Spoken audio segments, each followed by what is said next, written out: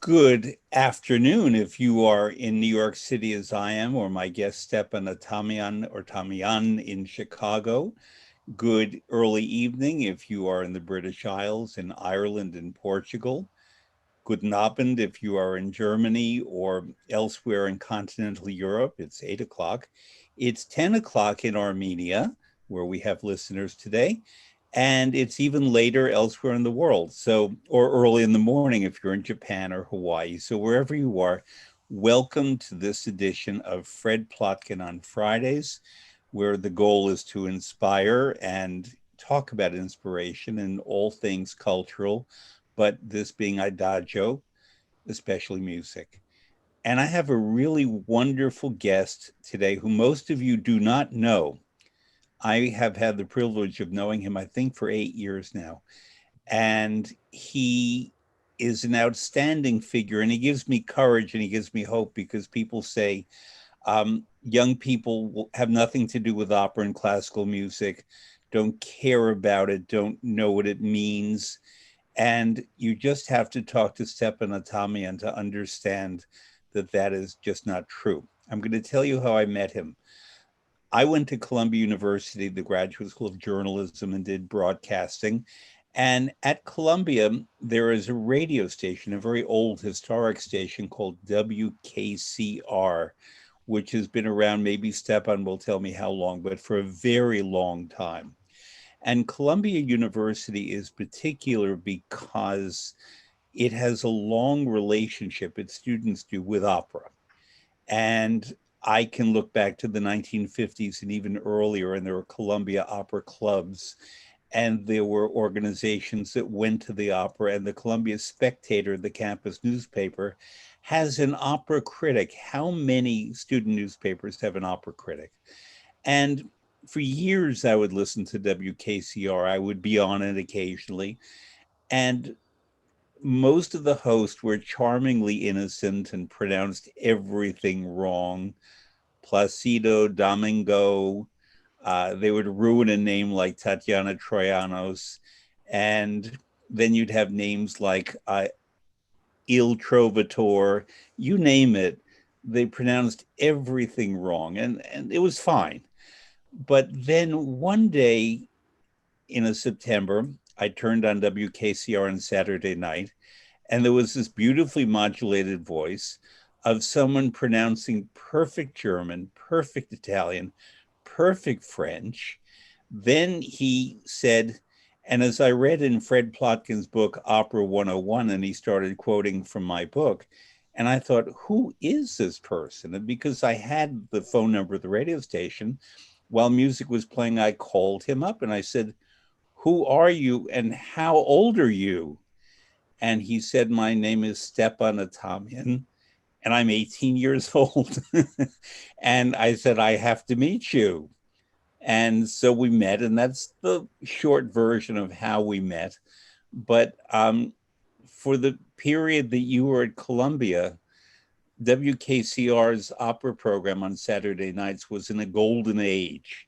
And you would have guests on, wonderful singers, and I was on once, and directors and so on.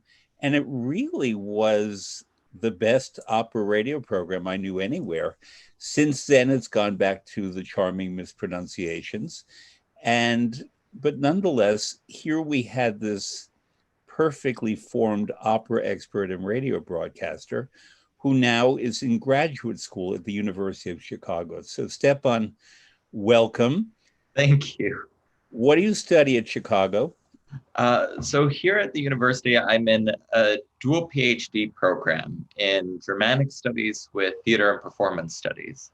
Fred, I was a German major at Columbia, and a lot of the research I was doing as an undergraduate was around German, really, oratorios like the St. Matthew Passion by Bach. And so kind of my interests revolved around Germany always because of these texts, as well as, frankly, the performances that I was able to see through Columbia and through my work at WKCR. I began going to more and more performances, and over the years, I wound up being able to go to Germany quite a few times. So it was the performance culture there that got me interested in Germanic studies in particular. So it made good sense for me to come here because it was an opportunity for me to study, to combine my interests in a really warm and welcoming environment. If my eyes are really good, it looks like a poster behind you is Parsifal. Yes. So believe it or not, I just moved into this new apartment. So this is my newest addition, but it's a poster available from Walmart, if you can believe it. The original Parsifal performances from 1882. And where you mean the ones in Bayreuth? Yes, exactly. From its world Really? premiere. Yeah. Wow. You can get it at Walmart on their Walmart. website along. This is not an ad for Walmart, by the way, No. but it is available there. They even have original drawings of the Bayreuther Festspielhaus as well that are for sale. At Walmart. Yeah, the weirdest collection of things. I'm going to have to get a member of the Walton family to come on this show and talk about that. Maybe there's a secret opera lover among them. And do you have a particular focus in your doctoral studies? Well, I haven't proposed my dissertation at this point, though one of the main interests I have generally is in the idea of scenography, the study of studying specific productions of directors. So my master's thesis was on kind of the latest two productions of Meistersinger at the Bayreuther Festspielhaus, because what's interesting is that since Katharina Wagner took over, we're starting to see more and more productions that are dealing not so much with the operas per se, though they often are giving very interesting interpretations of the operas, but they're also exploring the operas in relation to the Bayreuth festival itself. And it's an interesting story. It's an interesting thing to study because, as we know, Wagner, thanks to Alex Ross's new book as well, we're starting to see how people are trying to engage with a past that 20 years ago, the festival might not have spoken about in the same way. So Wieland Wagner as well as Wolfgang Wagner were famous for essentially pronouncing here only art matters, which was probably an important way to be able to put on shows at the time. But it was also a way to say, just pay attention to what is on stage and nothing else. And what we've seen at Bayreuth through their productions in the past few years is we do want to address the festival and its troubled and checkered past. So that, let's unpack that a bit, because not everybody watching us is a Wagnerite. I was actually supposed to see you in April in Chicago, where they were doing the Ring cycle. I've been to 48 complete cycles, and I was supposed to teach the Ring at a symposium in Chicago, and you were going to come by and talk to my group. Let's just start with Wagner briefly. Born May 22nd, 1813, died February 13th, I think, of 1883. So he was almost 70 when he died. Mm-hmm. He was born in Leipzig, but grew up mostly in Dresden. Mm-hmm. And he was a political revolutionary, to put it mildly, was involved in the Dresden riots of 1849, from which he then had to flee Saxony. It was not yet Germany, Saxony. And he lived mostly in Switzerland in exile, and he wrote Lohengrin, and it was ready to be performed in 1850, and it was performed in Weimar, where his future father-in-law, Franz Liszt, attended, and then reported to Wagner about what it was. But Wagner didn't see Lohengrin for many years in Germany because of that. He envisioned these massive works of art that were based on the theory of Gesamtkunstwerk, which means a total work of art incorporating music, words, pictures, theater, philosophy. And am I leaving anything out? I mean, in terms of Gesamtkunstwerk. Yeah, I mean, combining every single element of stagecraft, theater, literature, poetry together into one lighting total work. Yeah. And he traveled a great deal. He spent He was not a good money manager, and he often had to go and conduct in London or in Paris to do festivals to raise money as a conductor to then pay his debts. He had relationships with the wives of various men who wound up paying for a lot of his debts. Verdi was a much better money manager. But Um, and Verdi, for example, built hospitals and rest homes for other people. Wagner built a shrine, the Festspielhaus in Bayreuth, which in effect is a monument to himself. He died in Italy. He spent a lot of time in Italy and was very inspired by Italy. He died in Venice. Um, Alex Ross, as you just mentioned, has a new book out called Wagnerism. And Alex will be my guest on November 20th. So all of right. you set your calendars for that. It's a terrific book, at least what I've read so far, and I'm sure it gets better. The And modest 750 pages. yeah, but Yeah. it's Wagnerian in length, and that's a good thing. And therefore, Wagner, it's important to say, died in 1883, but his art and his philosophy and his anti-Semitism and his socialism and all the contradictions that were part of him have been co-opted, interpreted, used by different people for their different causes. George Bernard Shaw admired Wagner and wrote very well about him. You've written about him. I've written about him. Everybody has written about Wagner if we care about the art form of opera. And Hitler rose in 1933, so 50 years after the death of Wagner.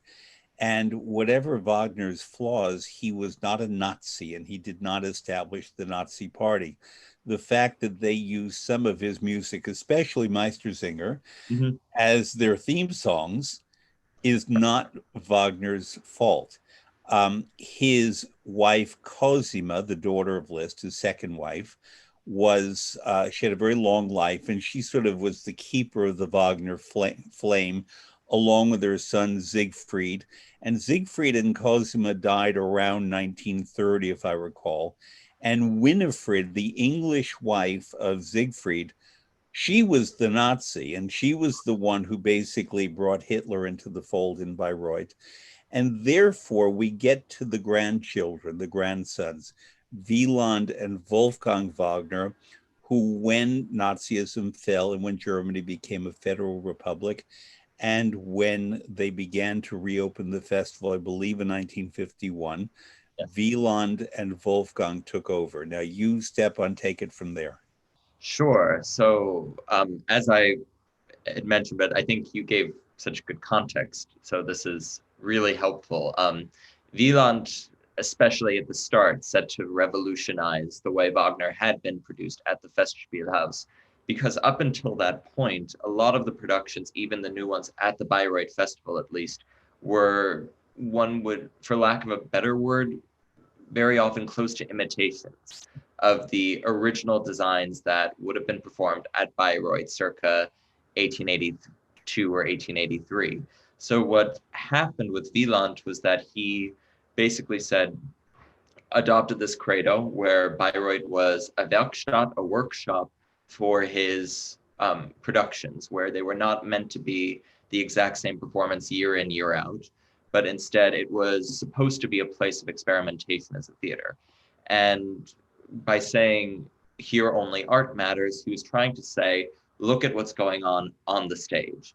And to help him with that, the Bayreuth Festspielhaus that Wagner constructed is unique in that it is a theater literally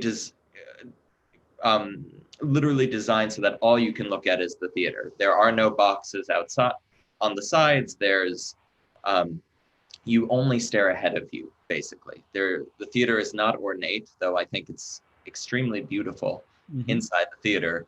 The pit is covered entirely so that you as an audience member will not see any sort of light from the pit. You won't see the conductor. So it creates this unique environment where it kind of foreshadows cinema in a sense, where you are just staring at the stage ahead of you, to the extent that there's even a double proscenium there. So Wieland, in a sense, kind of said, don't think about anything else when you come here, just stare forward. And on the stage, he created these beautiful and abstract productions. So in Meistersinger, the second act, for instance, which is normally on a street of medieval Nuremberg, was set instead in this kind of no man's land, where you had this beautiful tree that kind of dominated the stage, and you had this extraordinary lighting. But that was sort of revolutionary at the time for Bayreuth, though it had been imitated before by people in the early 20th century, um, mainly by a Swiss designer named Adolf Appia, I would argue. But what's happened, and then actually Wieland passed away relatively young in the mid 60s, and his brother Wolfgang took over. And Wolfgang actually initiated really interesting critical productions, like that sort of became what we would say was the center of Regietheater, or director's theater, or conceptual theater in opera productions. So the first major production people would talk about would be the Patricio ring cycle in 1976. the Centennial Ring, which Boulez conducted. And even though it was extremely controversial at the time, over the years, and it was filmed so one can view it, people began to appreciate the critique that was, or the idea behind the production, that the Ring was a work of the 19th century that should be understood in many ways as a critique of capitalism at the time. And it's a really interesting production that holds up really well. And so 30 years of this, we began to see more and more productions that explored certain elements of the operas themselves. And interestingly, the only opera that wasn't really pursued in that way during Wolfgang's tenure was Meistersinger. It was still treated as a very traditional festival piece. You go at 4 p.m., you see medieval Nuremberg, and 6.5 hours later, you're out of the festival. It's a lovely time to spend a day in Bavaria, but Katharina Wagner, Wolfgang's daughter, one of his two daughters, when she became, while he was still the director, she introduced her production of Meistersinger that was extremely controversial at the time. It was set in an art museum. And what starts to happen over the production is we see these busts of various German figures coming to life. And in a way, you begin to understand the idea of the production was in a way to explore the influence that German masters have had on the psyche, in a sense. And the major source of critique in a way was how Hans Sachs, normally the good guy in the opera, became seen as a total conservative in the production. And it was a major... Political conservative or social conservative? Both, in essence. So in Katharina Wagner's production, she takes a kind of cynical view of the Mastersingers. So in this production, they are all academics. They grasp onto Reclam books, which Reclam, for readers who don't know, they're these $2 German editions of all these classic texts. And they always they're not exactly scholarly texts. They wave them around whenever they want to make a point. And interestingly, the critique that Katharina Wagner put out, which Theodor Adorno also kind of pushed, was the idea that the Mastersinger song is actually not one that values ingenuity. It values just rehashing the old in ways that we don't necessarily expect. And that, if anything, Beckmesser, normally the pedantic figure that is the site of anti-Semitism, understandably, in the text, at least the critique that there's anti-Semitism in the work, it's always displayed on Beckmesser. He instead becomes the avant-garde figure in the opera. And it's a really dense, difficult argument to articulate, especially in stagecraft terms. But what we saw in this production was how Sachs essentially becomes this radical conservative in the opera, where essentially the opera ends with Arno Breker style statues rising as Sachs sings, honor your German masters. And Arno Breker was one of Hitler's favorite sculptors as well. So it was an extraordinarily controversial production at the time. But if Katerina Wagner's done anything, it's pivot the artistic identity of the festival from being, let's say, a workshop for explorations of the pieces themselves into also encompassing critiques of the festival and why they're presenting Wagner's operas each year and the responsibilities that come with it. So it's a really interesting time to be exploring Bayreuth's history right now. Let me add a couple of more things for the Yes, listener. please. Bayreuth is actually, you said Bavaria, and yes, technically it is now part of Bavaria. At the time, it was in Franconia, Sure. which is a smaller place. I've had the good fortune to go to Bayreuth. And the one thing that I didn't expect about Bayreuth that I discovered is it has the best food I've had in Germany. And the best gelato, as you And the recommend. best gelato, yeah. The Ice Cafe Capri, not to do a commercial, but they use German flavors like poppy seed and pear and so on, and delicious, really delicious ice cream there. But I just was not prepared for that. There are restaurants such as the Owl. How do you say? I forgot how you say the Owl in German. Um, but we'll remember that was a place that Wagner went to. And Wagner purpose built the Festspielhaus on what is called the Green Hill. And the Grüne Hügel, I think is the German. And it sits on this hill, on this lawn, and you go up to it. And it was purpose built to present the Ring cycle, the Ring des Nibelungen, the four operas of the Ring. And then as he composed Parsifal, his final opera, it premiered in Bayreuth. And it was the intention that Parsifal only be done in Bayreuth, in part to make money for Wagner. So the people had to travel to Bayreuth to see it, and it had an exclusivity. And in the legal documents that were drawn up, it said that nowhere in Europe could this be performed.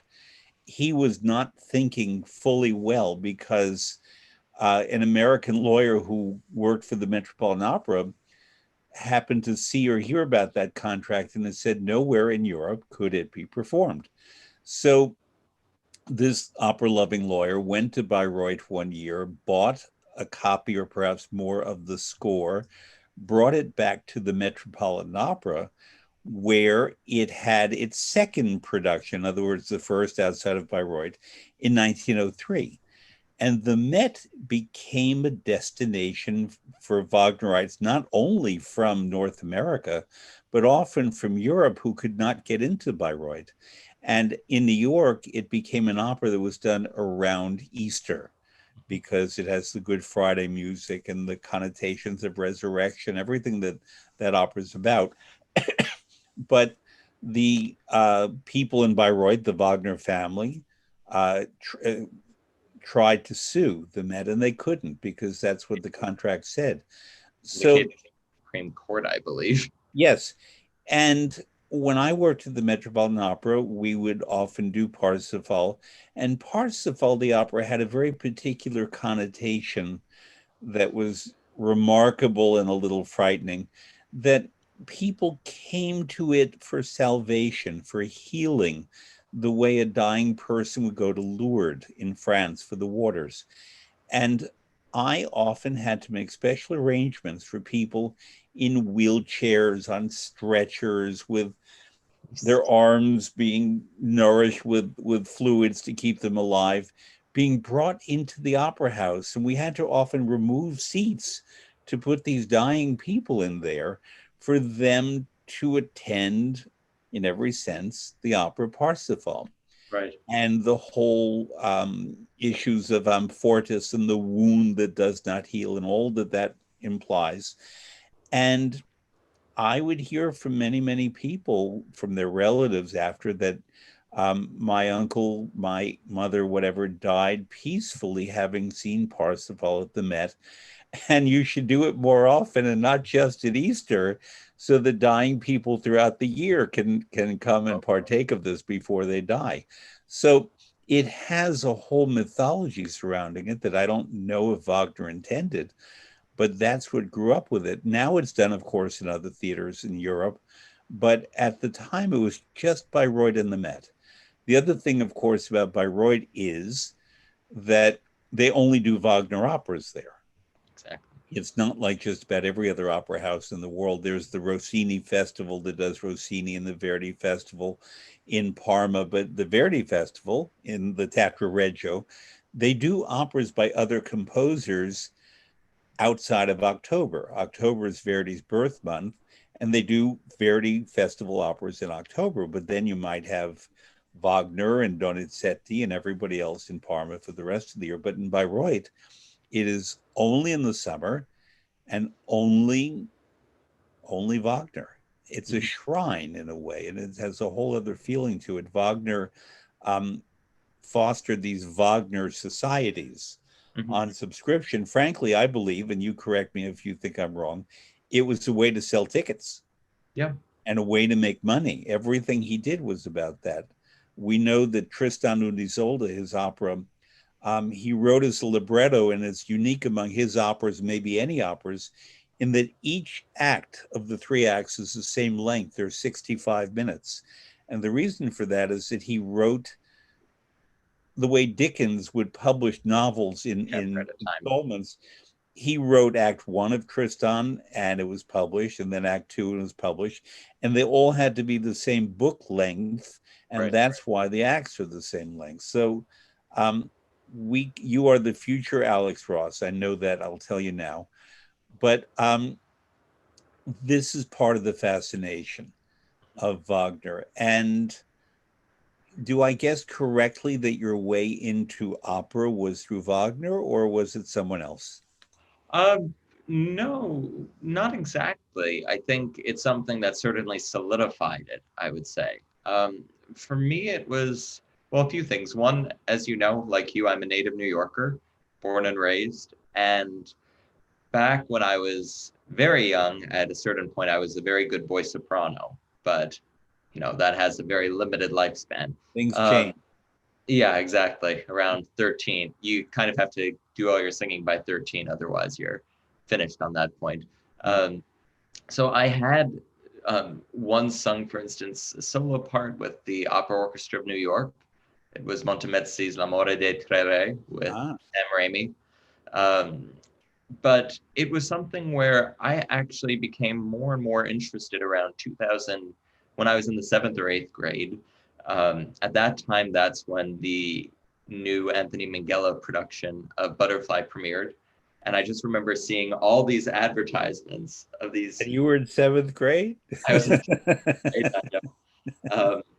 I just recall seeing these beautiful advertisements everywhere. And it was something where it sounds silly, but as somebody who loved theater, that image just took me, and I wanted to go as a result of that. Marketing sometimes works in that regard. So it was something where I started going in the 7th or 8th grade 2 or 3 times a year. And then ironically, during the height of the Great Recession, opera suddenly became, I realized, was much easier to go to as a student because there were student discounts always available for students in New York City to attend opera performances everywhere. Whereas it was much harder to get discounted tickets for Broadway shows.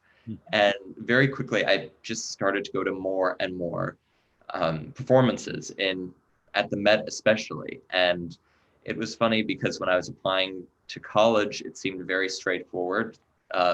Any other city presents at their major house 8 to 10 operas a year. And at one company, the Met presents 25. I know where I need to go. That was a major factor of applying to Columbia as well. It was something where it was accessible to young people such as myself. It was easier to come to. And I didn't really have the same trepidation about going to performances. I was lucky. I always had great music teachers who I'm still friends with to this day, who as early as middle school were introducing us to great opera excerpts. And we had essentially a music humanities class in the 7th or 8th grade. So even if even if I didn't necessarily enjoy a 4 hour plus performance of Giulio Cesare when I was 13 years old, I know I changed on that regard. It became something that I grew to love. And it was something where, as much as I love Wagner, being in New York also, as well as in many cities across the country, I should add, being in New York, especially though, I got to experience productions like William Christie's bringing over Les Arts Florissants for things like Attis. And these were those types of presentations that you just sat there going, I've never seen anything like this. This type of it was a long piece, but it was this mesmerizing performance. And, it's when people my age, especially if I talk to them about the fact that I like opera, sometimes, but not that often, quite honestly, people will automatically say, I don't really like opera. And I just say, which part of it? Because it's a 400-year-old art form. I certainly understand when people will say automatically, I don't like this performance, but I'll just say, what parts exactly? Because we're dealing with an art form that has had so many different variations of itself over the years, that to simply say, I don't like opera because I went to one performance of Marriage of Figaro that I didn't necessarily love, something I don't understand. But if they say that, I'll say, well, why don't you try Verdi next time? Well, Um, what I often do is I say to them, if I hear that sentence, as I have often, I didn't like The Marriage of Figaro, I didn't like La Boheme, so I don't like opera. And I said, have you ever seen a film you don't like or read a book you right, don't care for? It doesn't mean you stop going to movies and you stop reading books. It's the exactly, same with opera. exactly. It really is. Um, were you made welcome by audience members and by Met staff as a teenager going to the Met? I think certainly, especially with the Met staff. I was in my junior year in high school. I remember um, as a junior in high school in New York, you're very much encouraged to have a really good summer internship, for instance. And I just remember writing to everyone, but the person I wrote to at the Met was Robert Tuggle, who is the archivist at the Met Opera. And he responded immediately and offered me an internship. It was funny because we were, I'd come in for an interview. We were sitting there for 10 minutes and they were rehearsing the new Robert Lepage Valkyrie, the Valkyrie downstairs. And he said to me, are you looking forward to the new production? And I said, I am. I said to him, it'll be my first Valkyrie. And he goes, oh, okay. Do you like any of the singers? I said, yeah, I figured whatever else happens on that stage, as long as Jonas Kaufmann and Eva Maria Vesprop are singing these roles, it'll be a great night. And he looks at me and goes, when can you start now? And he was one of these people. Unfortunately, Bob passed away in 2016, but Bob was one of these people with a truly encyclopedic memory of the Metropolitan Opera in every way, shape, and form. I mean, I think that I'm pretty good with names and dates. You're very good with names and dates. You could hand him what you would say was a chorus card with a specific name, and he could look at it and say, no, it's not a chorus card. This Danish baritone sang one performance of Wotan in Die Valkyrie in 1908, and then hand you the card back and walk back into his office. That was the kind of memory he had. I had no idea that you were an intern for Bob Togel, and this Yeah. opens up a whole discussion that I'm happy to pursue. Listeners, if you would Google an article I wrote called The Fabric of Memory, it was about Bob Tuggle after he died. It was my tribute to Bob Tuggle. He took no prisoners. He was very No. opinionated, and he did not tolerate phonies. He would have hated Donald Trump. He would have hated him.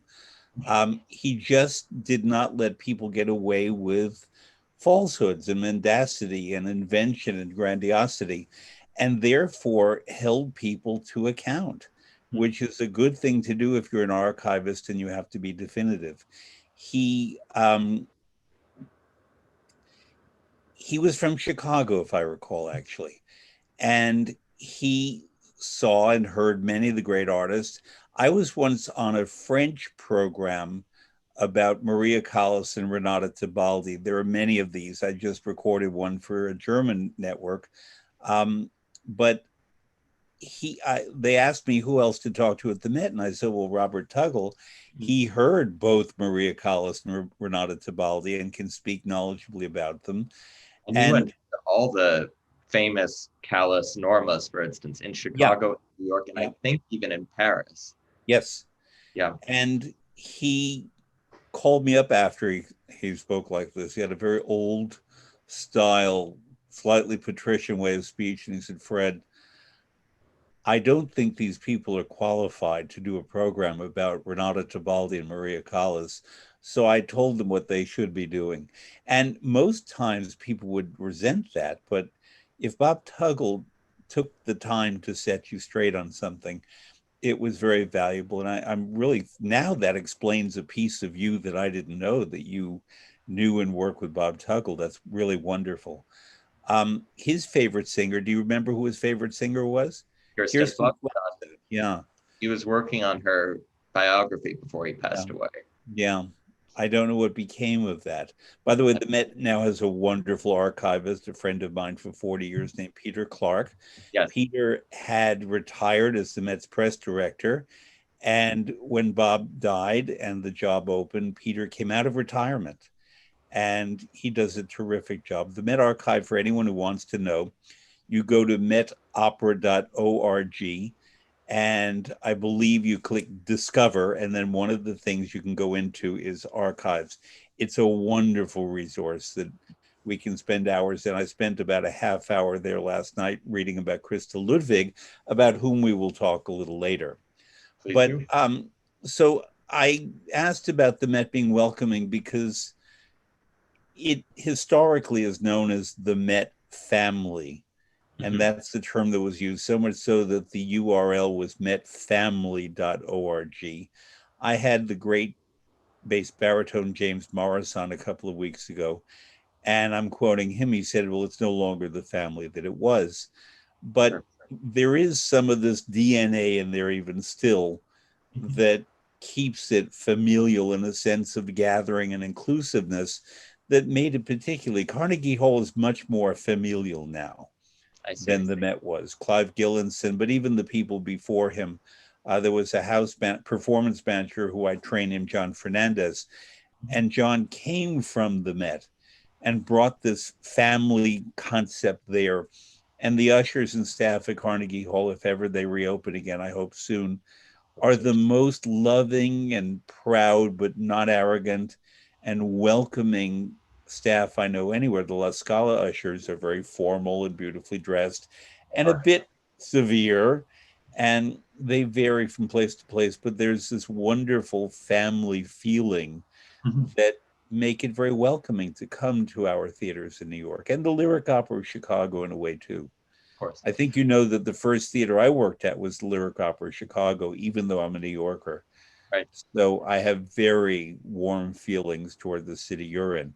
Um, I guess I should also mention the other yeah, thing that I think people tend to underestimate when it comes to at least people who are growing up with opera as something that isn't just something you go to a performance for, is that we were sort of the first YouTube years of opera, of young opera goers, essentially. In that I remember a lot of the way I discovered the operatic repertoire, it wasn't simply going to the library and getting full recordings, which I did very often, but it was actually just going onto YouTube. I mean, the first time I remember hearing the Tristan Liebestod at the end was actually typing it up and finding Nina Stemma from a gala concert. And to this day, she remains one of my favorite singers who I will travel as much as I can to hear. But a lot of people my age kind of have grown up being able to access YouTube or Spotify or all these other resources at our fingertips. So it is information that is always accessible. And even though I wasn't a Met Opera live in HD person because I was in New York, so many people I know kind of grew to love opera because that was a resource available to them, who were my age at the very least. so you're a very bright young man and you were a very bright teenager. How old were you when you got to Columbia University? 18.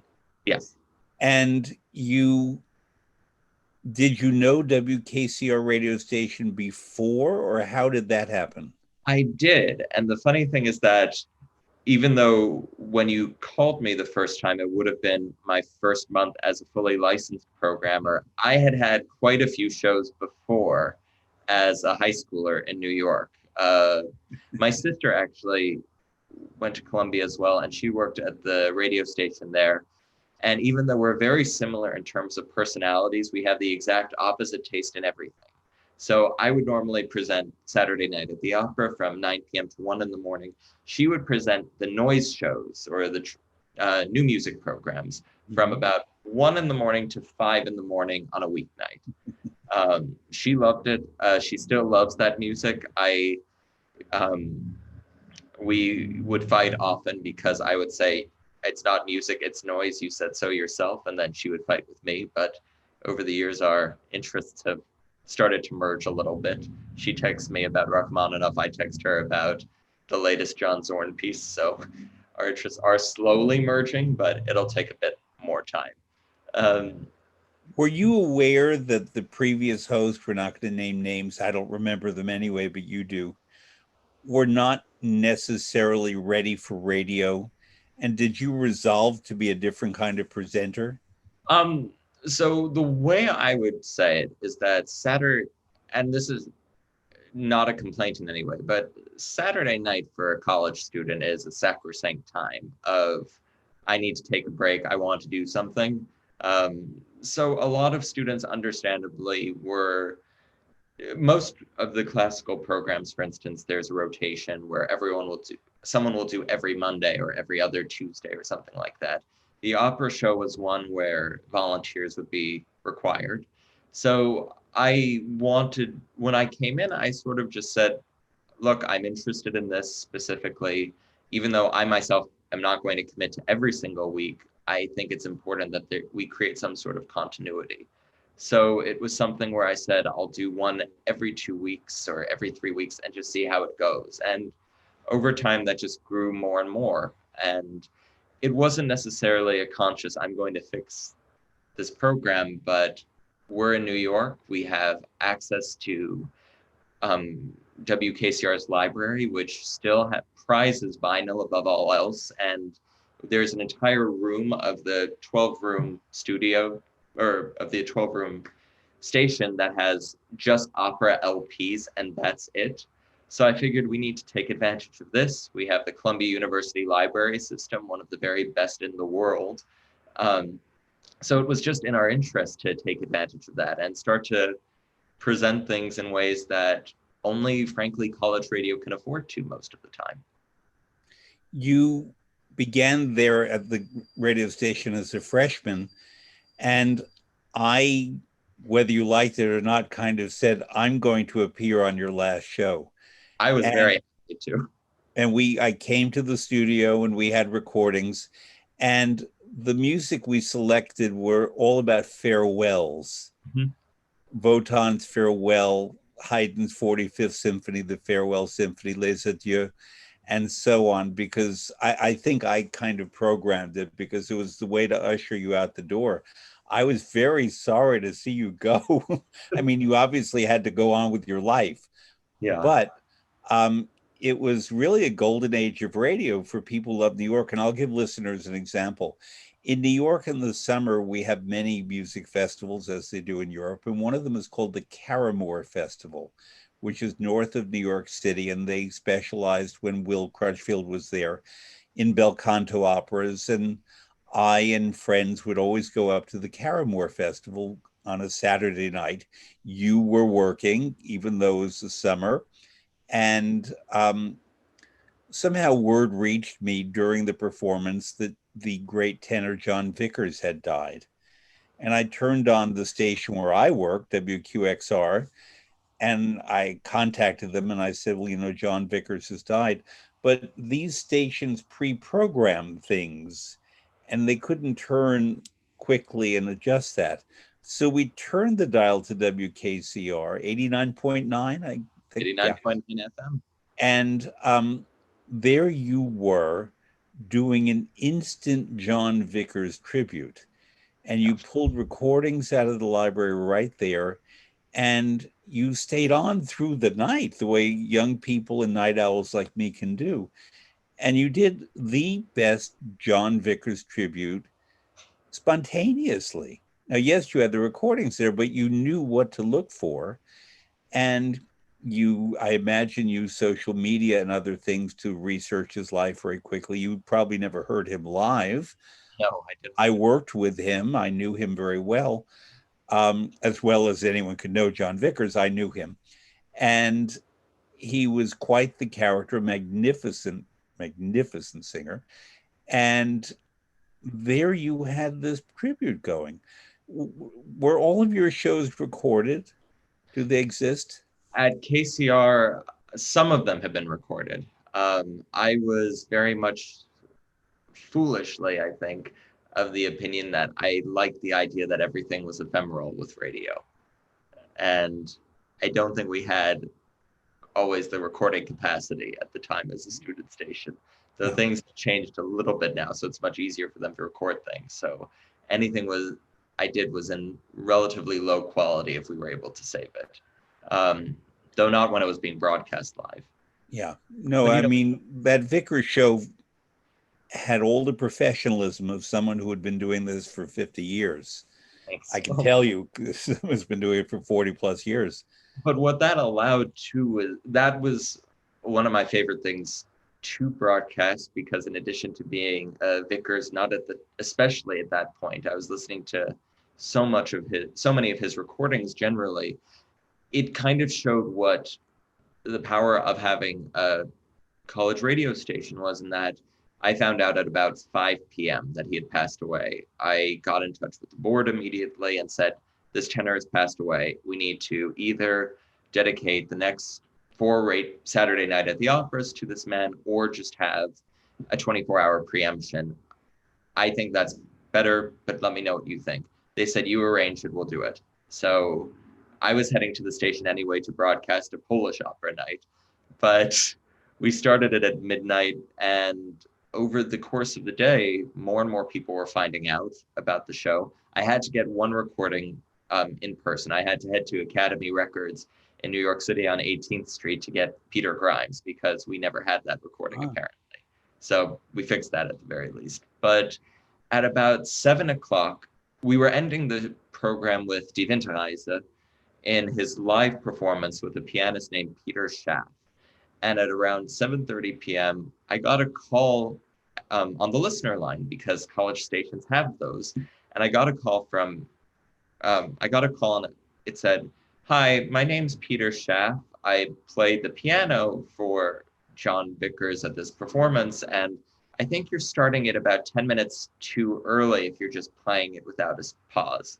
So what we were able to do in that time was record a 15-minute interview and take advantage to have somebody who knew him very well and collaborated with this great artist appear on our tribute show. And that was something that we were able to do that I can't imagine being able to do unless we were a college station in New York City.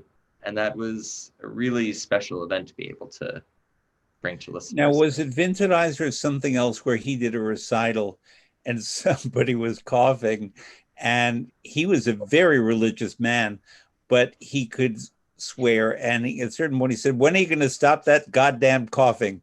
Right, it was a Tristan, middle of Act 3.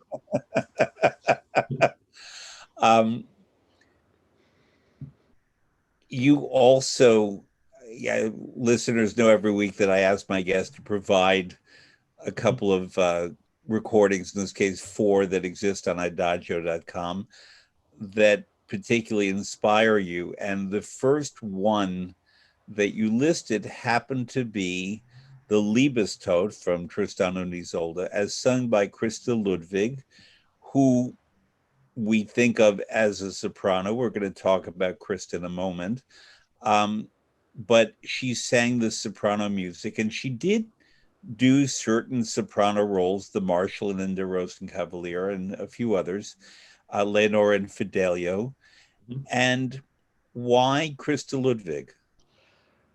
So I think everyone has that one artist that they always turn to whenever they want to hear a particular piece. And that's always been Christa Ludwig for me.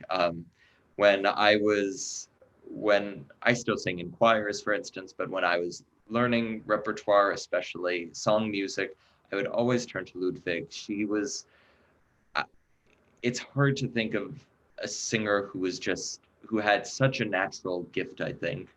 And from top to bottom, it is the most beautifully rich sound that's never quite heavy, but never totally light either. It always just seems perfect for whatever she's singing. And what I love about Ludwig is that she was a risky singer too. She knew that she was taking chances because, as you said, she sang roles like Leonora in Fidelio. She sang Lady Macbeth and The Dyer's Wife too, her greatest success at the Met probably. But these are all the hardest soprano roles. And she was very clear about the chances she was taking. But you never think that she's husbanding her resources, especially when you hear in her live performance. And she was still very smart because with Isolde, for instance, she learned the entire role. She sang it in front of her mother, who was a former singer and who had worked with von Karajan, as well as she sang it in front of Zinka Milanov. And Milanov just said, no, you're just going to shorten your career. You'll sing it well the first few times, but what's the point of it? And Ludwig was careful, even though she did take risks, and she had a vocal crisis that she describes in her book. Yeah. But what I also love is there's so much intelligence there with how she sings. And it's not because she's necessarily making you rethink a piece in its entirety, but she sings work, for instance, the song repertoire that she sings with such simplicity. And I think simplicity is something that we tend to think as a negative when it comes to interpreting pieces. But at the same time, I think I've grown to appreciate over the years a singer who can just trust in the music and follow what it says, while still not phoning it in any way, shape, or form. Ooh. And she was a consummate musician. I mean, she was singing Brangenas while singing St. Matthew Passions and Leonora's. She could sing just about anything she put her mind to, all while being careful at the same time. And this Isolde, it's one of those things where you go, what might have been? Because to me, she recorded probably the great Brangena each time she sang it, quite honestly. Mm-hmm. But we have this beautiful fragment of it at the very least. Just to be very clear, Brangena being the drug pusher and Tristan and Isolde, the person who concocts the potions that go to Tristan and Isolde where they're supposed to die, but instead they get a love potion. And it's a great role. And weirdly, as is King Mark in that opera, they're the secondary roles, but sometimes they're as compelling as the two leads. Right. And ironically, it's a role that Ludwig apparently never really liked that much. She, even though we have her recording with von Karajan and we have the live performances, she only sang it a handful of times at the end of the day. She sang it she sang it at Bayreuth, I believe. She sang it with the Salzburg Festival with what became the Karajan Tristan recording. And she sang it maybe once or twice at the Met, if at all. But it was not a role. But it was not a role that she did that often in comparison. I've written about her a fair amount. I met her. I worked with her a little. I loved her. I took part in one of her master classes I'll talk about in a moment. Yeah. But when I've written about her, what I describe is that she kind of was the right person at the right time. Mm-hmm. She was born March 10th, 1928. And I mentioned the March 10th because she's very into astrology. Mm-hmm. And therefore, that would be much more consequential than it might be to me or you. But somehow, 1928, Germany, after the First War, her father was a theater manager, her mother an opera singer, her father sang too. But her mother was really a great singer. Yeah. And in 1935, when Christa was 7, her mother she sang in Electra and Fidelio, conducted by Herbert von Karajan, a very young Herbert von Karajan. So Krista was already in that place at that time at the age of 7. Then the war came. At the end of the war, she was 17 and 18, like you were just starting out at a new time. And she was well placed when there were, frankly, not as many singers available to step into big roles. Birgit Nielsen stepped into roles in 1946. So did Leonie Rieseneck. And these artists of that generation all were ready to step in and go. And Krista worked with Karajan. She met Karl Böhm, as did Leonie Rieseneck. And the conductor, Karl Böhm, became a mentor to both of these women. And Böhm, in fact, was rather jealous of Karajan, and there was not a collegial feeling between them. Especially. And he was rather resentful when Krista went to work sometimes with Karajan, but she said, I have this link back to the age of 7 with Herbert von Karajan, and I'm not leaving you, Dr. Böhm, as he was called.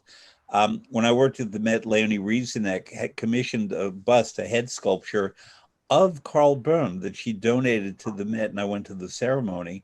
Unfortunately, it's called Founders Hall, the area below the Met where they have famous portraits. A lot of these portraits have been moved backstage and elsewhere, and I miss the setup that used to have Dr. Böhm there and all of these figures who are part of Met history. Now they're just black and white photographs. It's not the same. It looks like a coffee shop. But she then was at Bayreuth. She worked with many of the great artists of the 50s. She knew Callas and Tebaldi. She did Italian repertory as well and French repertory. And I never told you this, but she, in a way, was one of my first singers. The very first opera I heard was actually Wozzeck with Eleanor Stieber and Hermann Ude and so on. And then I heard others, but we had recordings at home. My Right. family, a member of my family, worked in the record business at Capitol and Columbia and Angel. And my first Carmen was actually Christa Ludwig. One auf Deutsch. Auf Deutsch. It was in Oh, German. yeah. And I didn't know that Carmen was a French language opera. And because I grew up on the Christa Ludwig German recording.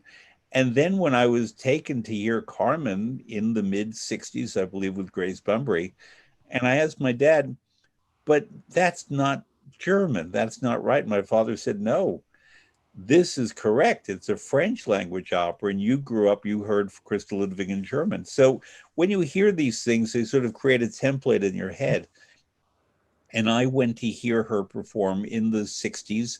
I was taken to hear Die Frauen Schatten with Rieseneck and Walter Berry and Böhm conducting a landmark production, and the Rosenkavalier, which I didn't care for. But I then was taken to see Les Troyens, Uh-huh. 1973, with John Vickers, Shirley Verrett, and Christa Ludwig. And as it happens, it was the Met first time the Met did Les Troyens. Raphael Kubelik conducted. And Krista got sick for the opening night. There was sort of a flu that week, and Rary Grist and Luciano Pavarotti, and many people got the Met flu that week. And Krista was another one of them. So Shirley Verrett did the feat of performing both Cassandra and Didon on the opening, but Krista got well pretty quickly and Yeah. came back and sang it. So I heard it with Shirley Verrett as Cassandra and Chris as Didon and Vickers as Aeneas. And that's what did it for me about Christa Ludwig, I could was imagine. really that one. And then I worked at the Met when we did the Otto Schenk, Gunther Schneider, Siemsen Ring, and she was Valtrauta, and she was a fantastic Fricka, an Yeah. amazing Fricka. And that was her farewell performance in 1994, which of course I went to. Um, Fricka leaves the opera after the second act, and there was a ceremony before Act Three, before the Ride of the Valkyries, to honor Christa Ludwig on the stage. And she was a beloved artist. And then that was her retirement from opera, was at the Met, interestingly, not Europe, but at the Met. She taught very famous master classes, and she could be very tough. Some Yeah. people would say cranky.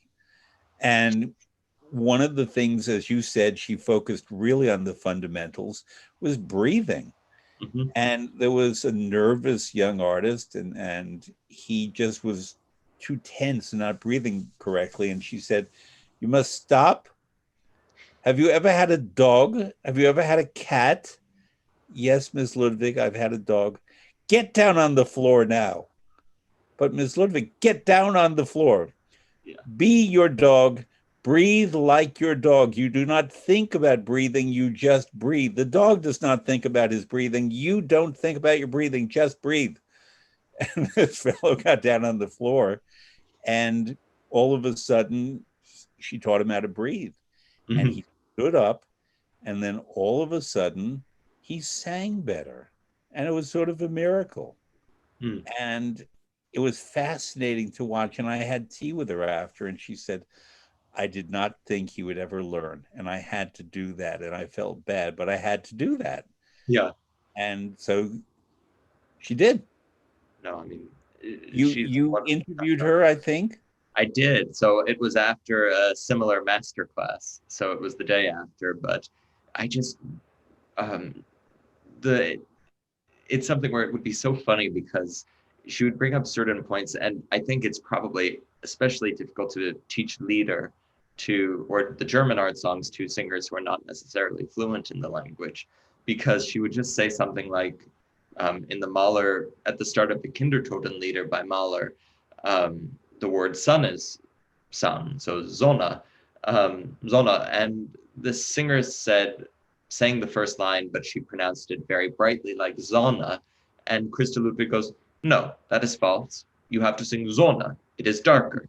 There is no way around this. You must sing Zona. There is no way to do this interpretively to make Zona work. Zona has to be dunkel."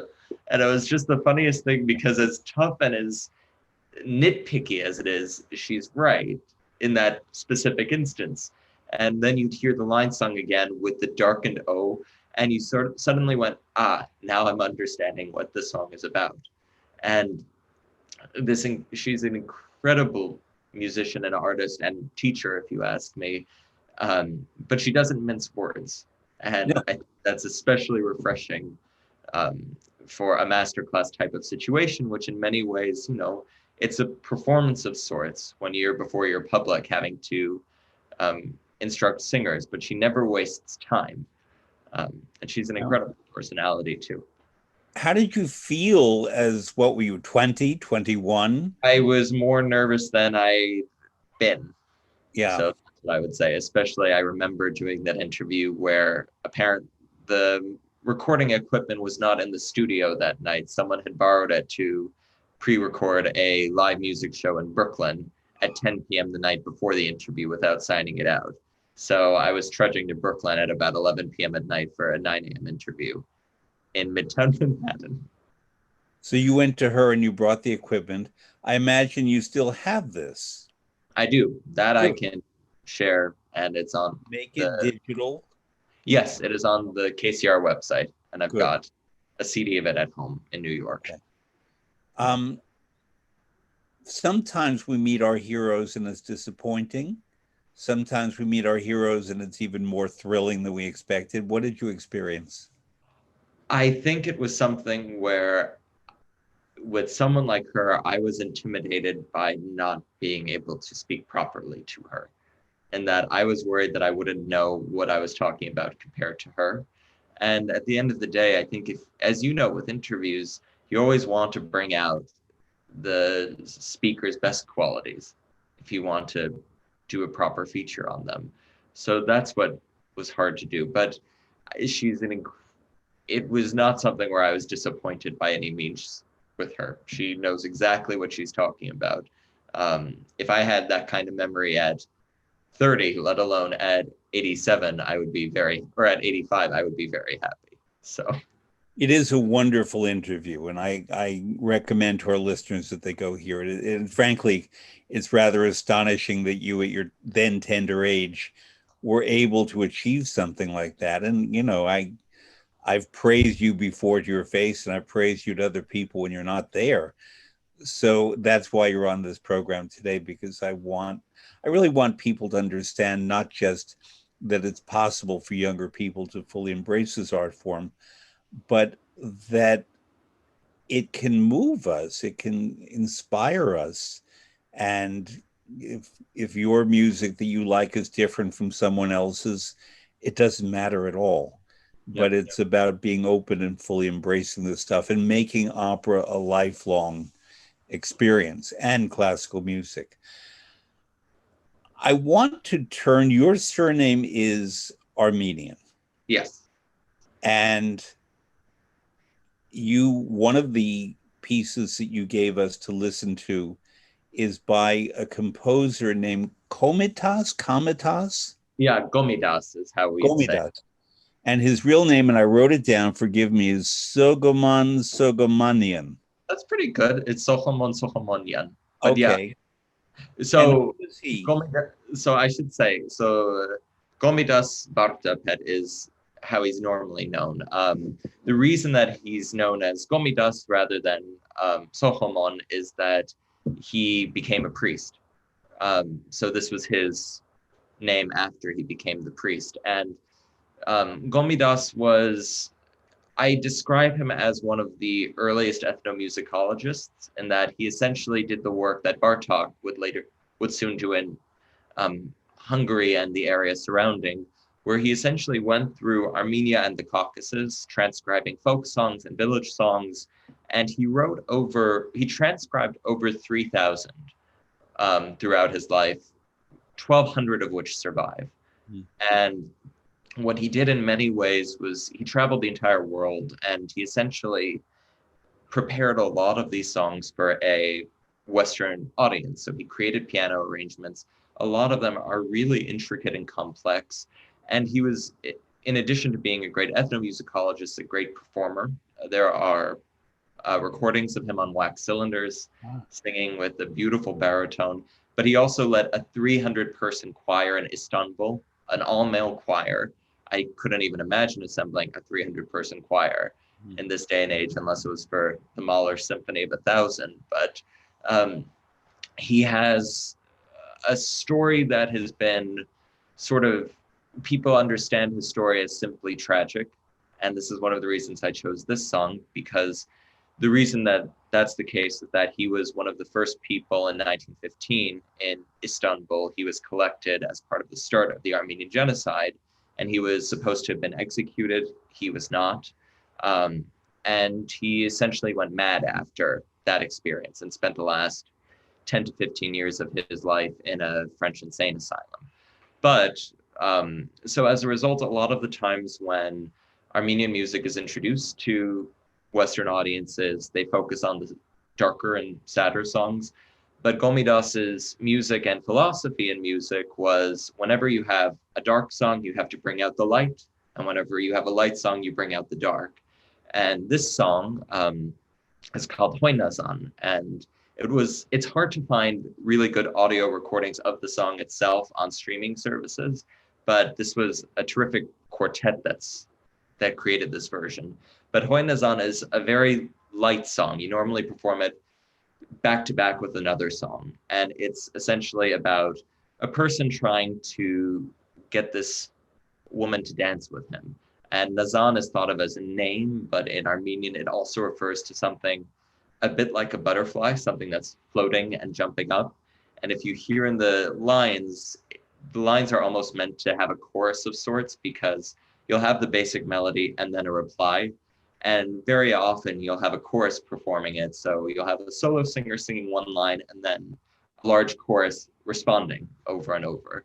And it's just one of these songs that always influenced me. And for me as well as an Armenian, it's something where I kind of had to approach Armenian music as something that wasn't simply part of my heritage, but something I wanted to perform and bring to other people.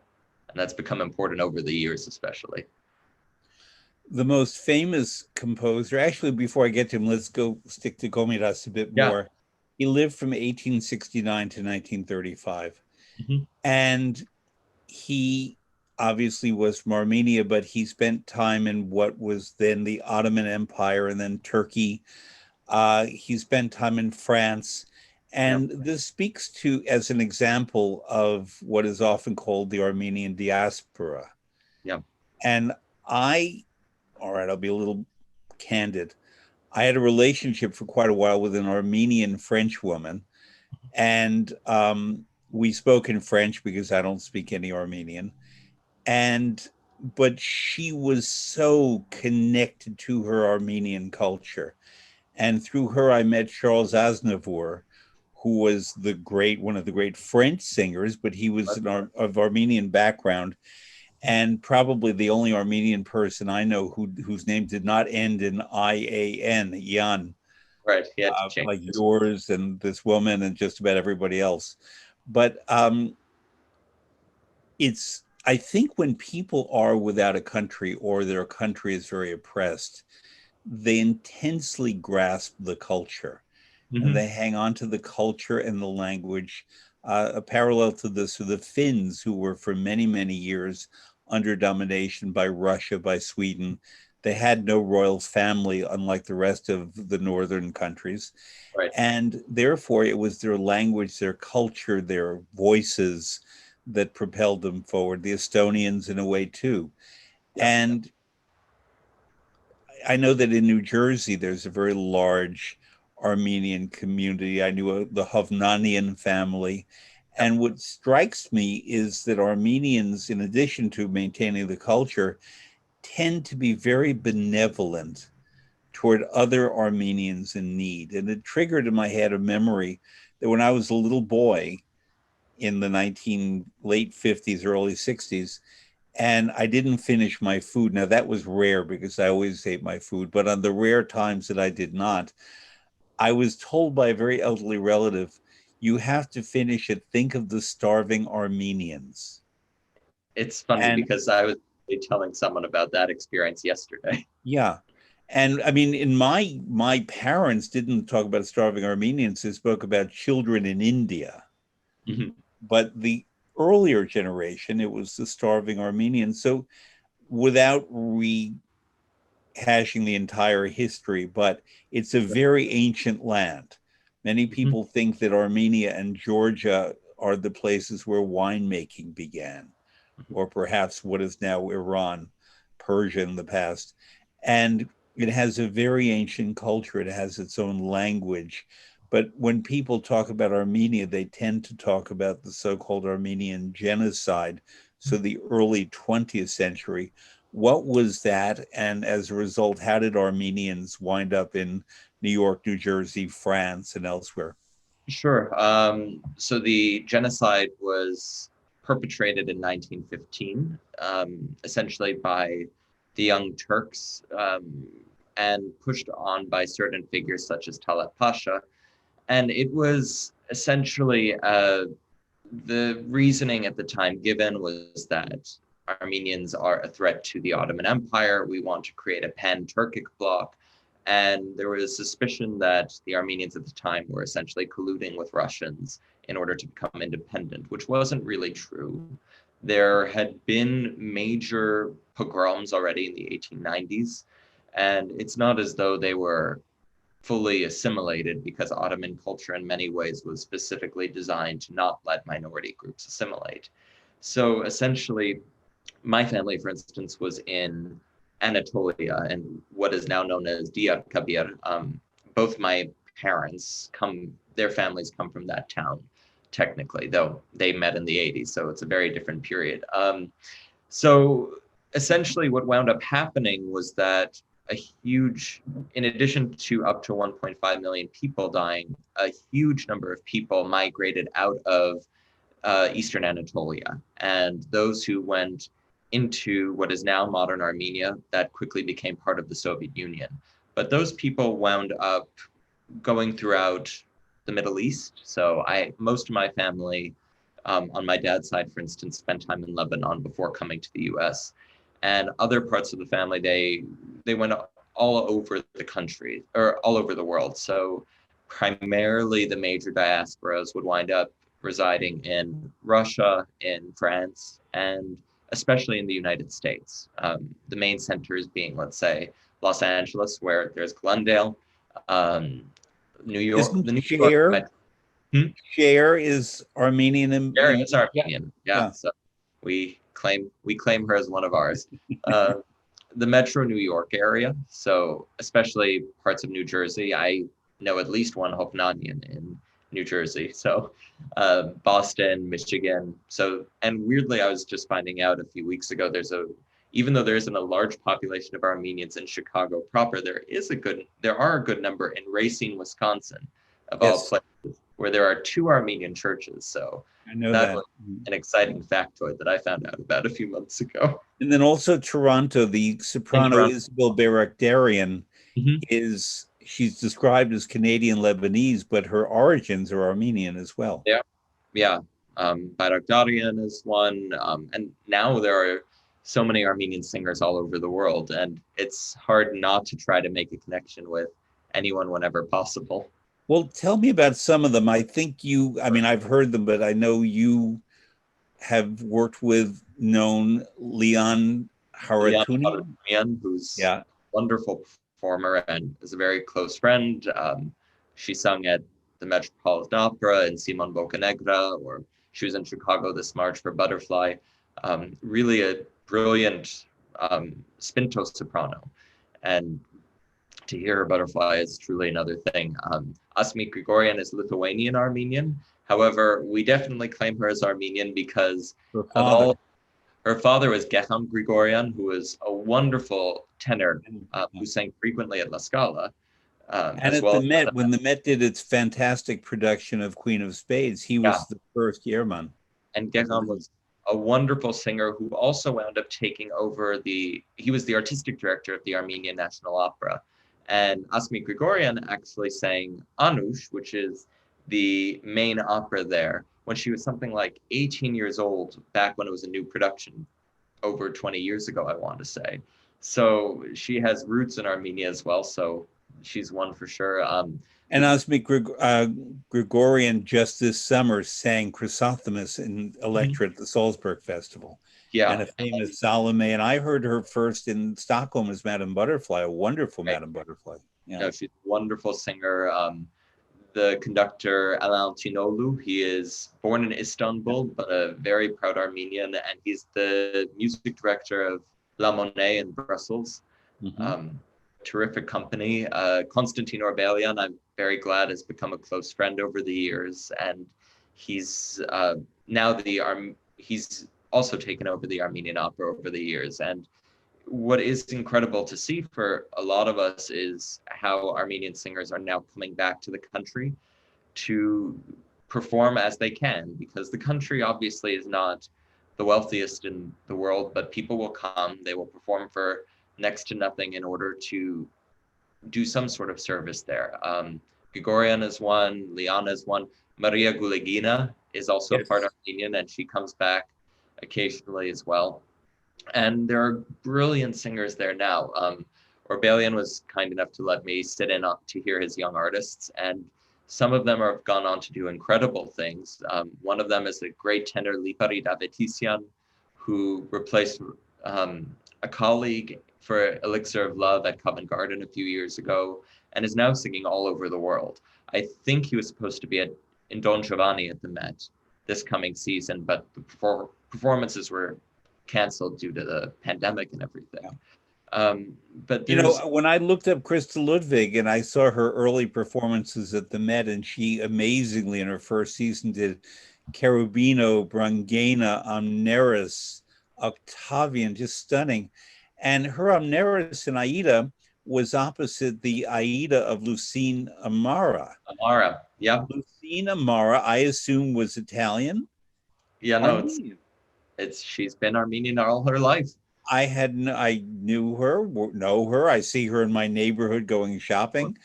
And next time I see her, I'm going to have to say, I always assumed you were Italian, but you are Armenian. No, she's Armenian and still going strong at Yeah. 93 or 90 94. plus, 90 plus. 90 plus at that point. Who's counting at this point? Exactly. So,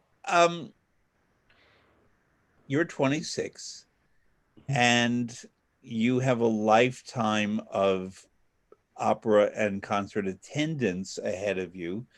But frankly, I believe that the opera world or the classical music world or maybe the theater world would benefit from you actually doing something in the field.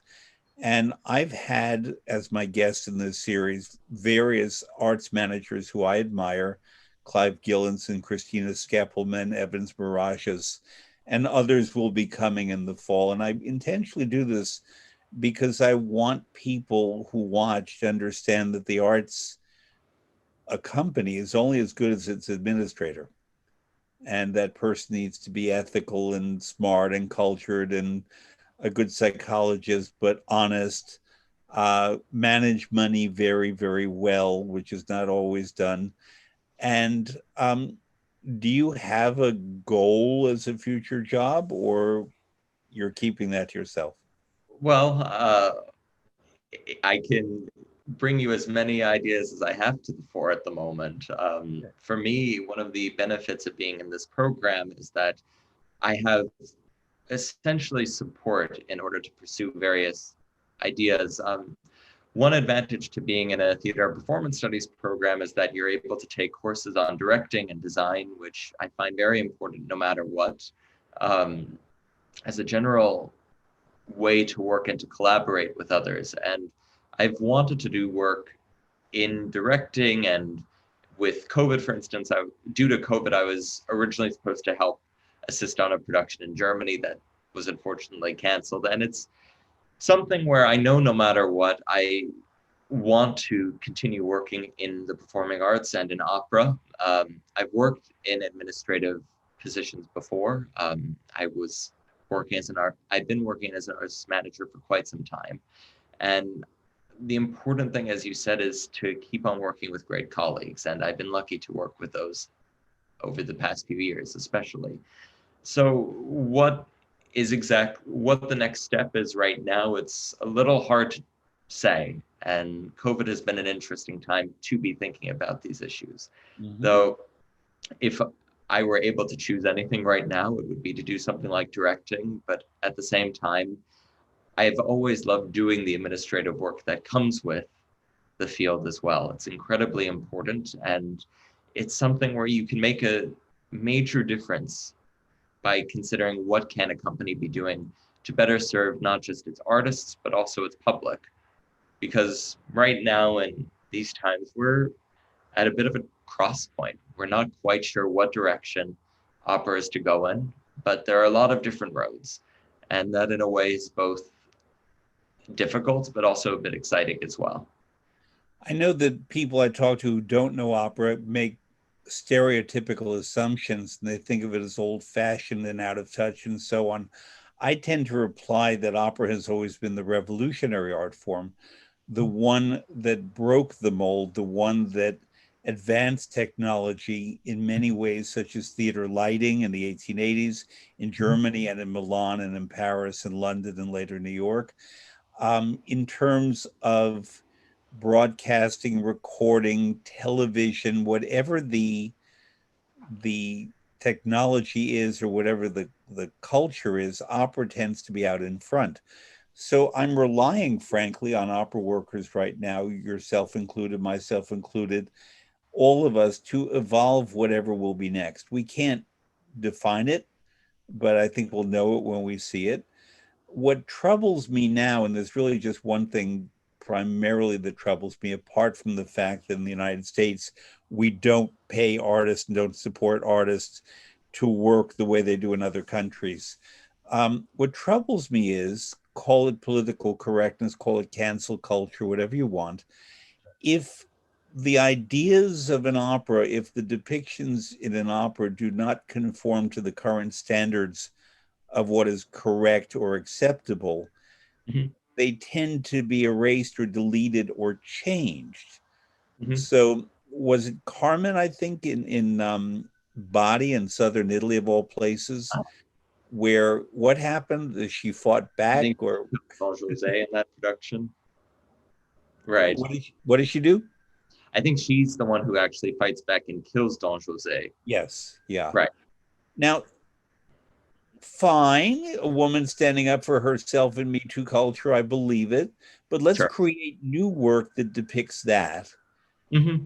and not second guess Bizet and his librettists, Mm-hmm. Well, because we can learn from the cultures of the past. It doesn't mean we always have to emulate them, mm-hmm. but the values embedded in these masterpieces are a lot more subtle, sophisticated, and complex. You just have to take Mozart's Le Nozze di Figaro.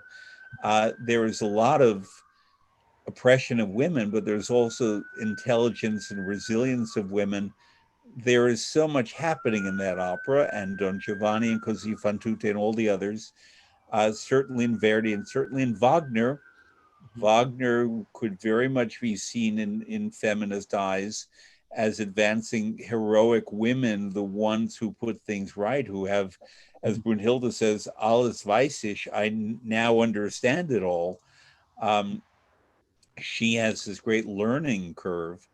Uh, it's not like some of the earlier Wagner operas where a woman, such as Tannhäuser, such as Flying Dutchman, has to sacrifice for a man's salvation. By Right. later Wagner, women were very, very evolved and modern, even by current standards. Mhm. And I don't want that we feel we have to fix these works and make them relevant. We have to understand them and then maybe put them in context in terms of program notes and discussions. Mhm. But if we get rid of these things, we're not benefiting anyone, I think. Tell me what you think.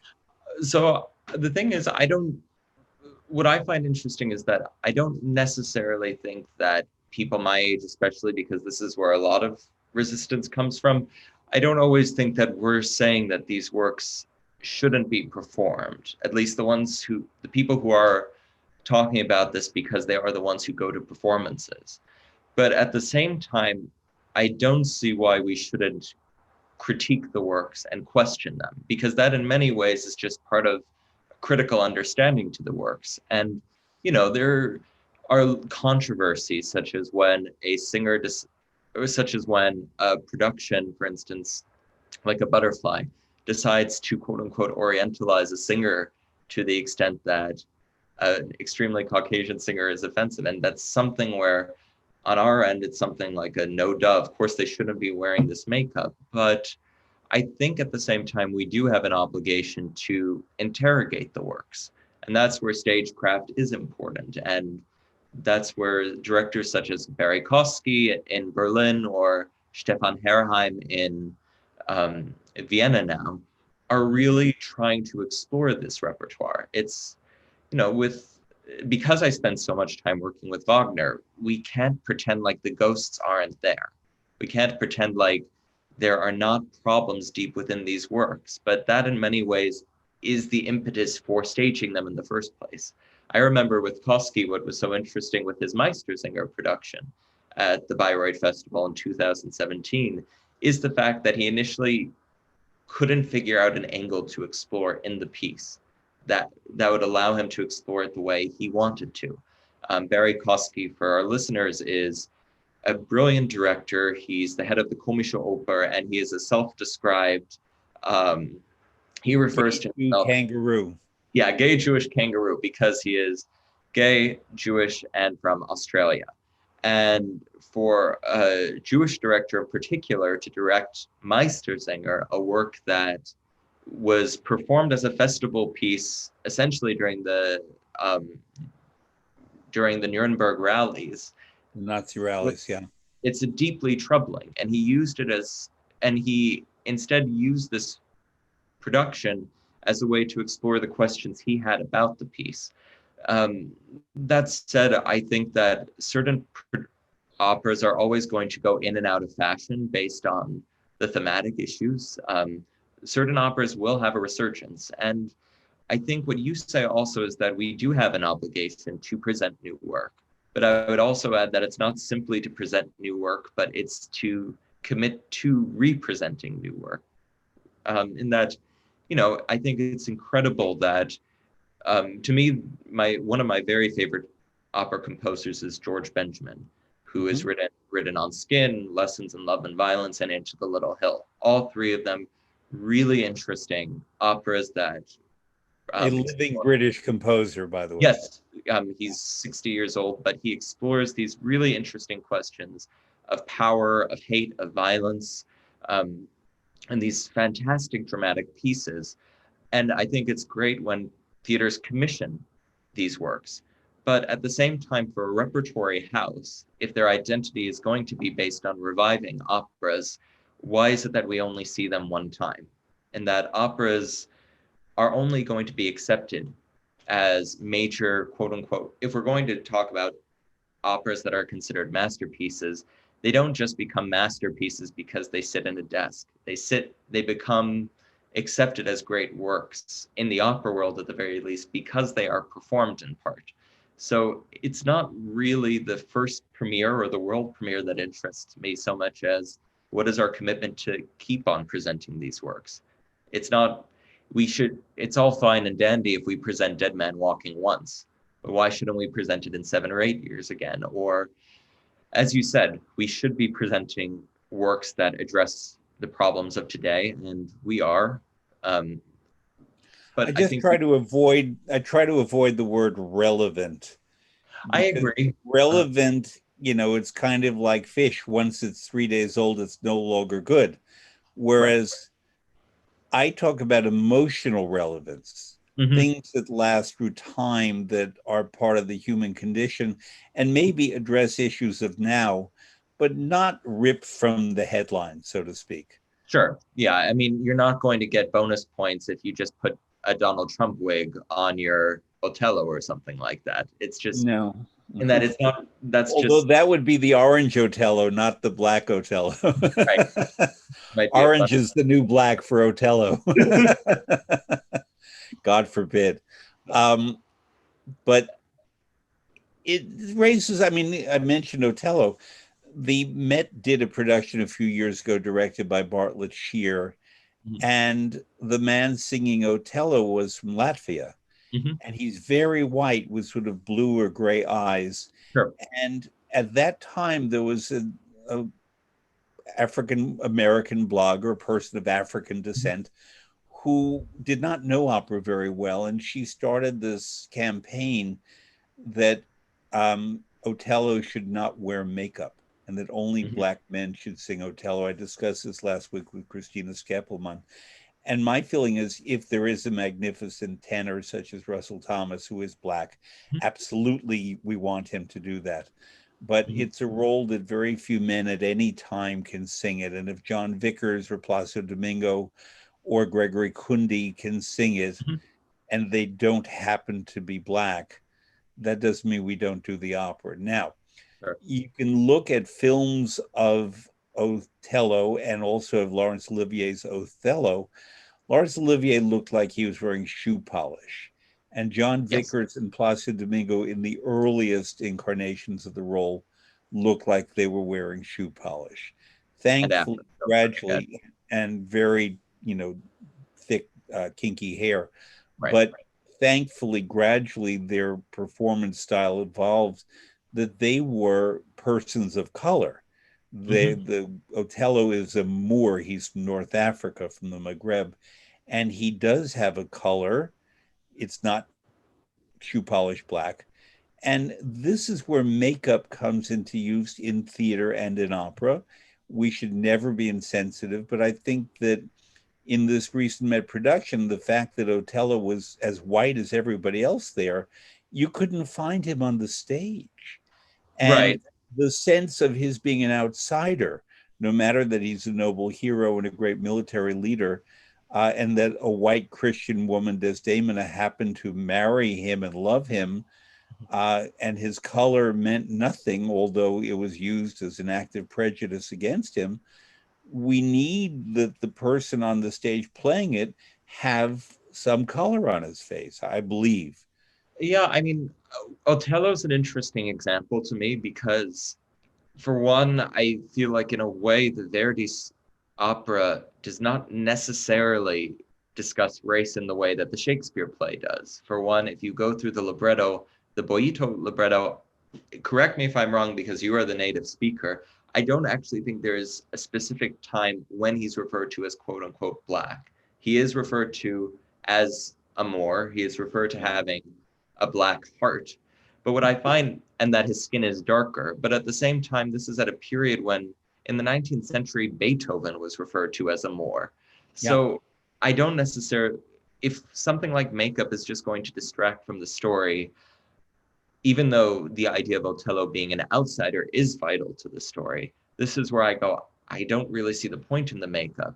So, but there has to be a way to address, for instance, in this production that he is an outsider of some sorts. It could be a costume choice. It could be the way the performer is presented. Without going into the specifics of this production, I just think that one does have to think of how do you make, at the end of the day, a story about an outsider still a story about the outsider. But that said, with Othello, I mean, I think there are important issues to address in this piece, but I don't really see it as necessarily a question of can this only be done through a skin tone that is not even necessarily quite as apparent in the opera, where in many ways it's the tradition of Othello that we're discussing rather than Othello itself. But as a Moor, so to Yeah. speak, as a Moroccan, which is what we're saying here is when we say Moor, Moroccans they could be your color, frankly. Yeah, look, And I'm stopped at before I got TSA pre-check, I was stopped pretty often if I was I coming back. was too. You can't tell because I'm in bright light, but believe me, I'm darker than a lot of people perceive Right. me to be. And I get that. In New York, we had what was called stop and frisk. Mhm. And I was often taken to be a North African Latino, and I had a lot more hair then. And that was part of it. But I do feel that we cannot just simply say that only a Black woman can sing Aida. Sure. Because then we're saying to her, you cannot sing Amelia in Ballo and Mascara because she's Swedish, Mhm. and you cannot sing Tosca because she's Italian, or you cannot sing Madame Butterfly because she's Japanese. Mhm. Um, Part of stagecraft is the extension of imagination and what makeup can suggest. So, as you said, the orientalization of a Western woman to sing Madame Butterfly does not have to be that extreme, but there is gesture. So if you see Renata Scotto, an Italian woman, play Cho San, um, she understood the stagecraft of no theater, NOH, no theater. But I believe if we're talking about that opera, that Puccini wrote an Italian woman who happens to be set in Japan. Mhm. The maternal instincts, the everything about Cho San to me is an Italian woman. Right. Or for me, it's the very fact that this is an opera about the conflict of what happens when the two cultures clash. I mean, there's also another aspect that I think is important, and this might come up as one discusses this with administrators, but what is the role of the opera house itself in this? In that it is, I think one of the things to be cautious of is that there are so many different kinds of engagements going on right now. We have artists, for instance, who talk directly to their audiences, which I think is a great thing. But they're not, if you have a singer who comes from a totally different environment, who comes to the US and comes in wearing um, darkening their skin to perform Aida, and somebody tries to engage with them on something like social media, there often isn't that kind of, it's not a discussion.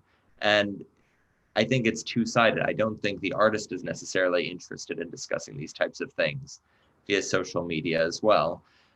But the question that I have is, how can we as people who love the art and work in the art try to engage with criticism that I think needs to be addressed? It's not something that we can dismiss, because I think it is valid to say it's not a great thing to have an Eastern European singer putting on darkening makeup that frankly makes them look like Garfield to perform at the Metropolitan Opera. I don't really think that you can blame someone for getting upset about that. Yeah. But it also requires our critical thinking, because if a company is going to say Othello is not going to be in black, if Othello is not going to wear black makeup anymore. I would just prefer to say makeup, because I black agree. makeup, if we say that, that is offensive and wrong, and we don't want someone to be, shoe polish black. But to But if look it, like you, let's say. but let's say this, if we're saying that we're not having Othello, the performer playing Othello, wear makeup at this point, then we have to actually think about this critically with the rest of the works being done on stage. It's going to be a different approach for each work because all works are different. They bring up different points, but there has to be something critical involved. And I always wonder what we're doing, how we, for instance, approach dramaturgy in the United States versus how it's done in Europe, because I think that's an important distinction, because dramaturgy in the United States is oftentimes reduced to program notes when it shouldn't be. Instead, in Germany, for instance, you have the dramaturg at most major companies will talk for an hour about the piece that's about to be seen on stage. They will address the controversies. They'll take To time the artist or to the audience? to the audience, excuse me. They will meet with the audience to discuss things. And I think some companies do a really good job of trying to have that kind of engagement with an audience. I think LA Opera does that very well by having the conductors going out to speak. But at the same time, we can't necessarily just sit back and say, just listen to the music or close your eyes, it's all pretty, or just like relax and don't think about it. Because the thing about a work like Madame Butterfly is that it is a horrifying story. Pinkerton has the most romantic music, but he is a deeply unsettling character. And the thing that makes me a little, when I engage with people who are my age, people will often want to say, well, I can't believe they gave the tenor the good music in this opera. And why is, I cannot, of course, someone like Puccini did this. And I go, but why do you think he gave this bad music? And it's something where we can have a knee-jerk reaction to it, but there's no one there to say, but why is this the case? And really approach it critically. And this is something where I wonder how companies can step in and Well, that's something I do a lot, sort of everywhere. I yeah, get hired to go around and provoke and question and so on. You gave the example of Pinkerton, who's a cad, a terrible man. But similarly, the Duke of Mantua in Rigoletto has the most glorious music that we all love, but right. he's a terrible person. Yeah. Terrible. And I mean, Nothing it redeeming is about him. right. And everything about him is something that is repulsive, especially to an audience in 2020. And those are things where we can engage with it and we can actually fight back against it. Like, there's no reason that we should be empathizing with the Duke. But in a way, you could say that Verdi is showing just how seductive these people are and that we have to be cautious because of these people, that there are people in power who will keep on abusing it if we do nothing. And Rigoletto falls into ruin precisely because he does nothing. Yeah. Opera teaches. That's all I can say. Yeah. You have a fabulous past at your young age, and you have a fabulous future. We could go on for hours, but I want to conclude by asking you the question that regards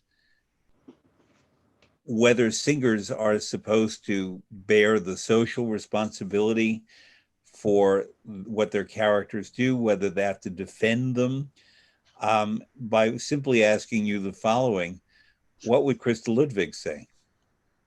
Quatsch. No, just kidding. She always referred to opera, and Kiri Takano did this, and a few do this, as it's my job. Mm-hmm. And they're very matter of fact, and I'm not criticizing them at all. But, other people, it's their art. Leonie Rieseneck, Renata Scotto, it's Callas, it's their everything. It's their art, and their lives are completely commingled with their art. And then the Krista Ludwigs, who are fantastic artists, say it's my job. Right. When they walk away from the stage and the theater, they don't want to have to engage. I mean, I think also we have to understand that, for instance, somebody who is involved with the creation of their work every single day is not necessarily going to be the best person who can take a step back and look at the full picture, because the job of a Renata Scotto is not to have thought about every single aspect of an entire work. It is in order to do her job to interpret one role in it. And I can never forget one time in Germany, I went to a Q&A after a not good theater piece that presented a sexual assault on stage. And it was not handled well. It was poorly, frankly, it was not well directed, but the director after the show was accosted afterwards because he was told, how could you show this scene on stage? And he goes, that's not what it was. And just paused. And they kept saying, but don't you see how this made us feel? And he goes, that's not my problem. That's how you feel. And instead, I hesitate to say that the artist is necessarily their best spokesperson. Maybe from a company perspective, it is somebody else's, it can be somebody else's responsibility to engage with it and to say, let's explore this. I mean, we kind of figured this out with works that speak to the here and now. That sometimes people are much more defensive about certain, let's say, modern operas. We saw this with the death of Klinghoffer. Understandably, there was backlash. There has been backlash. Most of the times it's been performed. And I find the companies that have done the best have approached it from the start as saying, we are having discussions about this piece, about its history, and about the issues that are at stake well before the premiere even occurs, to They continue and did that in foster. St. Sorry, they did that at the Opera Theater of St. Louis. And it seemed to have gone very well based on Yep. all the publicity about that at the time. Um, but it's thinking about how can we engage our audiences so that it's not just for 3 hours at a company, but it goes on before the show and after the show. Yep. Because at the end of the day, we are lucky to be in a time when opera is not just something that you have to go into a theater and pay $230 for. You never have to do that. You can always go in for different 15, amounts. 25, all the way up. Yes, as I did and have done most of my life. Yeah. But at the same time, it's in our best interest to figure out how do we keep on engaging so that, especially in a pandemic period, we can watch performances online. I don't think it's the same, but we can continue to have these discussions via social media, via Zoom, via all of these different things that we have at our disposal. And to just, at the end of the day, go to a performance and just say that was nice, it kind of takes the fun out of going to a performance. You said something implicitly that I want to bring forth as we conclude. When you were saying that the artist is not necessarily, I mean, the performing artist is not necessarily the best person to defend what she or he is representing on the stage. There is the director, the producer, as it's sometimes called, the person who's mounting the production and directing the performer. There is the performer and what she brings to the moment, but also there's the creator or creators of the works, the composer, the librettist, the playwright. And Verdi and Wagner and Mozart and Da Ponte and Strauss and Puccini and Rossini are not here to, quote, defend their works, and I don't believe they have to. So therefore, these masterpieces are handed to the producers, directors, and performers, and they bring that forward. I think it's implicit on the, or not implicit, it's required of the producers and directors to do much more homework and study and understanding and dramaturgical studies, and then impart some of that to the performers, because not every performer likes to do that. Joan Sutherland certainly didn't do that, and she did pretty well. But others love to get right into it, and Thomas Hampson, Jesse Norman are examples who have deep understandings of all what was behind it. And we love those artists too. But we should not pin blame or praise just on one aspect. It's a collaborative effort. And everyone's a colleague. Everyone is a colleague. You are a fabulous colleague, Stepan. I'm very happy you joined me today. I'm proud I discovered you when you were a little boy, practically. And I've loved watching your development, and I will continue to admire and watch you grow in whatever you do. So thank you so much for joining me. Thank you anytime. And Pleasure. folks, wonderful guest next week. I won't say who it is, but tune in. Fred Plotkin at Fridays, 2 o'clock in the East, 7 in the UK, 8 o'clock in most of Europe, 1 in Chicago, and 11 in the West Coast. See Yep. you there. And Stepan, thank you again. Thank you. Bye-bye. Bye-bye.